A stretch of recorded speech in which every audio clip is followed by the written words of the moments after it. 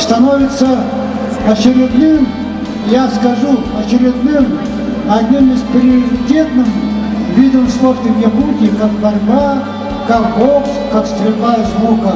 Мы обязательно увидим в ближайшие годы еще чемпионов не только России, мира на Олимпиаде.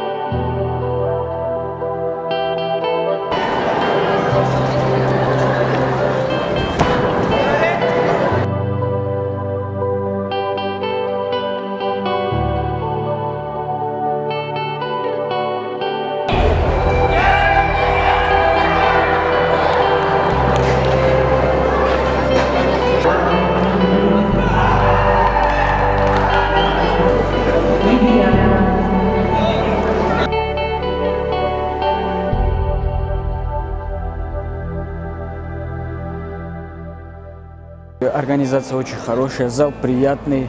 Здесь можно проводить и большие соревнования, и так и маленькие. То есть впечатления хорошие остались. Мы надеемся, что это будет продолжаться ежегодно.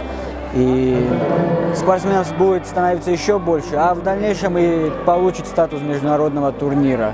Ребята участвуют, борются до конца. И я думаю, все-таки это еще один шанс для каждого юноши, молодого пацана и девчонки, чтобы дальше сделать шаг и продолжать шаги вперед к олимпийским мечтам.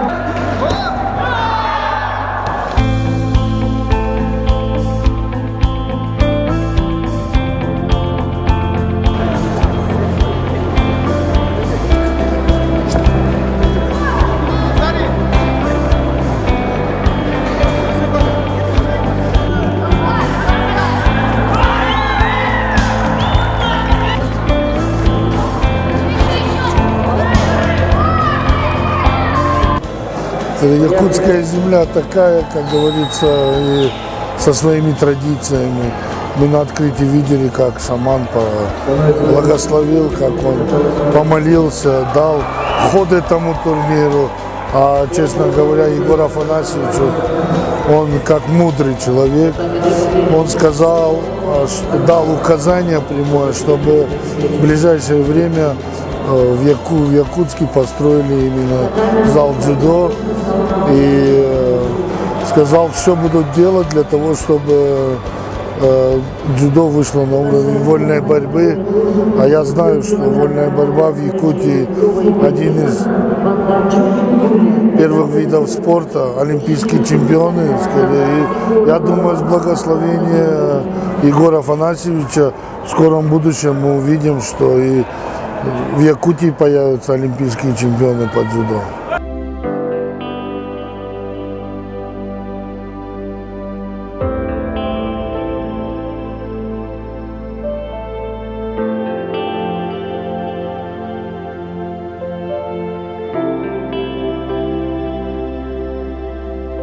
«10-11 марта прошел турнир на призы Ильдархана, главы нашей республики. Первый всероссийский турнир по дзюдо такого масштаба.